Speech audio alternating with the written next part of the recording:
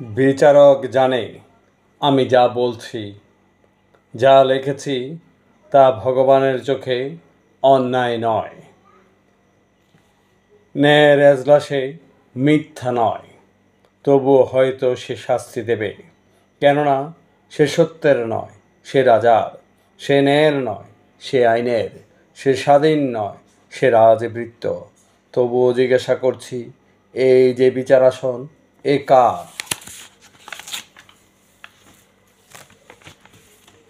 রাজার না ধর্মের? এই যে বিচারক, এর বিচারের জবাবদিহি করতে হয় রাজাকে না তার অন্তরের আসনে প্রতিষ্ঠিত বিবেককে, সত্যকে, ভগবানকে? এই বিচারককে কে পুরস্কৃত করে, রাজা না ভগবান, অর্থ না আত্মপ্রসাদ? শুনেছি আমার বিচারক একজন কবি, শুনে আনন্দিত হয়েছি বিদ্রোহী কবির বিচারক কবির নিকট। কিন্তু বেলা শেষে শেষ খেয়ায় এই প্রবীণ বিচারককে হাত ছানি দিচ্ছে আর রক্ত উষার নবশঙ্খ আমার অনাগত বিপুলতাকে অভ্যর্থনা করছে। তাকে ডাকছে মরণ, আমায় ডাকছে জীবন। তাই আমাদের উভয়ের অস্ততারা আর উদয় তারার মিলন হবে কিনা বলতে পারি না।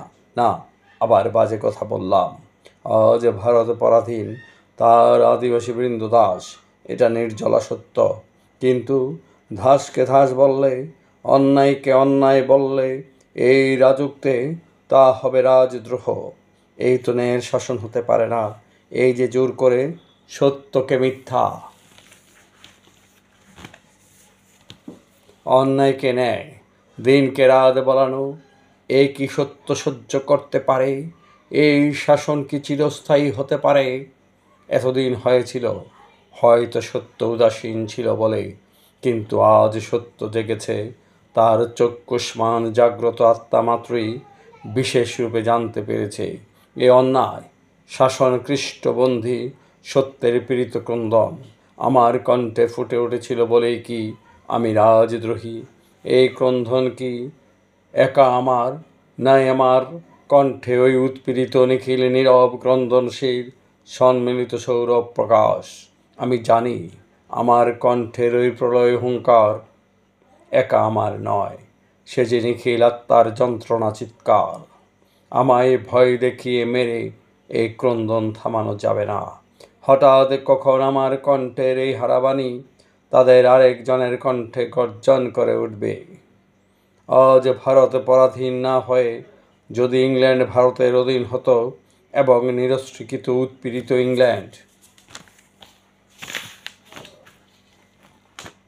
অধিবাসীবৃন্দ স্বর্গীয় জন্মভূমি উদ্ধার করবার জন্য বর্তমান ভারতবাসীর মতো অধীর হয়ে উঠত, আর ঠিক সেই সময় আমি হতাম অমনি বিচারক। আমার মতোই রাজদ্রোহে অপরাধে ধৃত হয়ে এই বিচারক আমার সম্মুখে বিচারার্থ নিত হতেন। তাহলে সেই সময় এই বিচারক আসামির কাঠগড়ায় দাঁড়িয়ে যা বলতেন, আমিও তাই তেমনি করে বলছি। আমি পরম আত্মবিশ্বাসী, তাই যা অন্যায় বলে বুঝেছি তাকে অন্যায় বলেছি, অত্যাচারকে অত্যাচার বলেছি, মিথ্যাকে মিথ্যা বলেছি। কাহারও তোষামোদ করি নাই, প্রশংসা বা প্রসাদের লোভে কাহারও পিছনে পৌ ধরি নাই।